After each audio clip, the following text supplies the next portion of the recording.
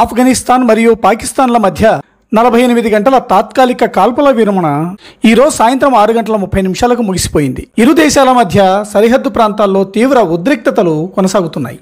తాజాగా ఉత్తర వజీరిస్తాన్లోని మిరాలి ప్రాంతంలో శుక్రవారం ఉదయం ఆత్మాహుతి బాంబు దాడి జరిగింది. ఈ దాడిలో 7 మంది పాకిస్తానీ సైనికులు హతమైపోయారు, 13 మంది గాయపడ్డారు. ఈ దాడికి బాధ్యత వహించిన 4 మిలిటెంట్లు కూడా మృతి చెందారు. తాలిబాన్లు యుద్ధ ట్యాంకులను స్వాధీనం చేసుకున్న వీడియోలు సోషల్ మీడియాలో వైరల్ అవుతున్నాయి. బహుశా ఈ ట్యాంకర్లు అన్నీ కూడా పాకిస్తాన్ సైన్యానికి చెందినవి కావచ్చని అనుమానాలు వ్యక్తమవుతున్నాయి.